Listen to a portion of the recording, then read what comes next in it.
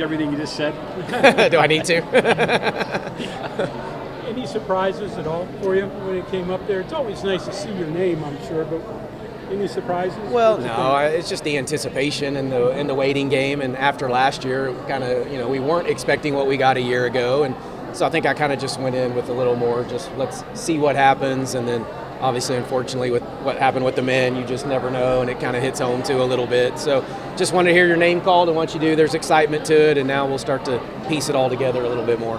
Coach, is there any way you can explain to me, and I don't know what your opinion is about the net rankings, but a team that's 12th in the net is a 6th seed. Can you explain that? Well, no, and I've never been in the room to know what all the metrics are. Yeah. I know they use more than that, but I don't know. I guess the question is why we put so much weight in the net all year long and then don't use that or weigh it more heavily when we're going through it all, which is supposed to be take the human element out, make it computer-based on what you've done throughout the entire season.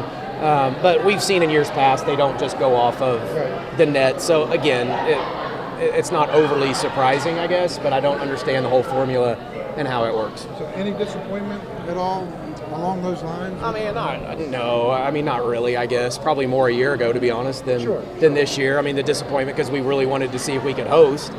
Didn't think that was really going to come into play. So I've been telling everybody I thought we were 6 plus or minus a seed line. And so if we had been a 5, I probably wouldn't have been shocked. If we had been a 7, I might not have been completely shocked, but thought 5 or 6 was probably where we were.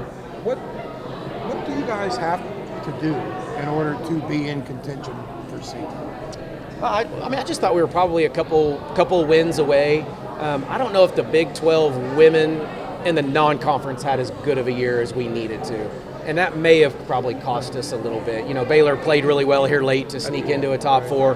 TCU had 2 really good wins. They have the best wins in the non-conference. So we just needed probably a few more non-conference wins to get more teams elevated. More quad 1 games would have helped. You mentioned about your prep a little bit. Does it help a little bit? You got that extra day. I know it's still crowded, but that you can put together your scouting reports with not quite as much rush. Well, it does, but now we have the play-in game, right. So that actually that doesn't necessarily help the prep in one way. I mean, we may just have to take a couple days to prepare for one of the teams, and then we can have a couple days to prepare for the other team, where they would be preparing for us on a one-day prep. So still should be advantage us from the prep standpoint. They'll just have now played a game on the floor, and now you got that, just like in a conference tournament where when you get the double bye, you're waiting on people that have already played. So those first quarters, our first quarter on Saturday will be pretty important. You speak of Chapel Hill and the closest to campus in the region. Yeah, great. I mean, I think everybody wanted something a little more regionally based. I know, that Charlotte type, area is good for us and our alumni in West Virginia. So hopefully we can draw, off of that. And then the local, people to Morgantown or just to our state. That's not, I don't know how far is it to Charlotte. What is it, 5-6 hours probably, something along those lines. So it's very much drivable if people want to come check us out.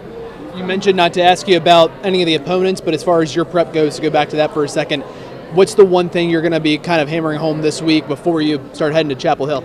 Yeah, well, I don't know. We'll go divide it up as coaches here in a second and, start that. And really that's what it will be, is just figuring out how we want to break up the practices and how we do want to prepare. And, I've been in leagues before where you played like Friday, Saturday, and so you would spend Monday, Tuesday on one opponent and then Wednesday, Thursday on the other opponent. So that's where my thinking comes a little bit, goes back to that. So we may go with a formula a little bit along those lines, but we'll go work on that tonight and figure it out. How have you used this past week? Have you done anything with the team? When did they get back together? We gave them a couple days off early, did some skill stuff in the middle of the week, and then we got back and practiced Thursday, Friday, Saturday. But shorter practices, somewhat intense though, where we could keep their lungs and keep them playing at the right speed. It's the last thing I wanted to do, was lose your rhythm and pace and tempo, when you get to this point in the season. Coach, you spent the last basically 3.5 months playing Big 12 teams. Is there any sense of newness that comes with this tournament? Yeah, there is, sure. It's refreshing in certain ways. Some of your stuff that wasn't working late in the year may work again a little bit because they're maybe not quite as familiar. But other than that, it's still, you're just preparing for an opponent. We're just not as familiar. So sometimes that's a good thing, and then sometimes that's a bad thing as well. But for the most part, it will be fun to have some new fresh, teams that we'll play. JJ's last run, how do you approach this with her? Any conversations, or you just let her go? No, I don't know that we'll talk much. I think she's been in the kind of proverbial zone here lately, Yeah. and kind of on that heater, and I like where she's at, so I don't think there's too much that we have to say to her. I think seniors this time of year, they understand the assignment, and I think she's understood it here for a little bit. So your defense is different than a lot. So have you found in postseason, for those that haven't faced it before, is it problematic for those people? It can be an advantage for sure. Is it problematic? I don't always know. I mean, I played against North Carolina in the tournament a couple years ago at SFA, so familiar somewhat with them, and they would have played against us. But on a short prep, that's usually advantage us if you haven't played against it. So there may be an advantage to that with the play-in game, on Thursday. What did North Carolina do against it? They beat us in a really, really good game. But yeah, really good game. In doing your scouts, will you say, hey, this team is sort of like XY that we played this year as kind of a teaching tool? It can be. We can divide it up that way some. Coaches that had a scout that maybe was similar to a style, or if a coach has been, in a league that played against the coach, depending on what school they were at. So, yeah, we'll go back and kind of figure that out, and there'll be some strategy to who has what scout for sure. I'm sure last year there was disappointment in the seeding, and then obviously Caitlin Clark was in the region.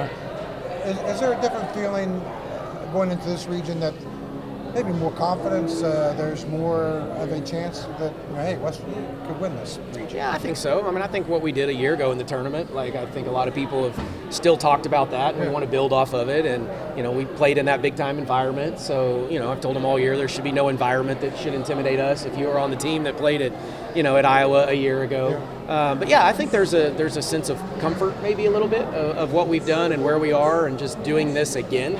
Last year I didn't know what the heck was going on, here and where we were going and what all that was, and it certainly feels much better now than it did a year ago. When it comes to atmosphere and maybe handling the moment of playing in the NCAA tournament, do you let the players, the experienced girls like JJ and others, kind of talk to the younger players about that, or do you all as coaches kind of take the lead on that? Well, it'll be a little bit of both. I mean, we'll probably address it a little bit tomorrow and talk about, things like what does it take to advance, and let the older kids talk that through, but we'll maybe start those conversations, and I would imagine our older kids that have been there will spread the message as well. And but that's the beauty of the Big 12 and the Big 12 tournament is the feeling in Kansas City last weekend is very, very similar to what you feel in an NCAA tournament. And when you're playing Kansas State and TCU, those are Sweet 16, first, second round type feels. So we've got some experience, and so that feeling should be fairly normal for us.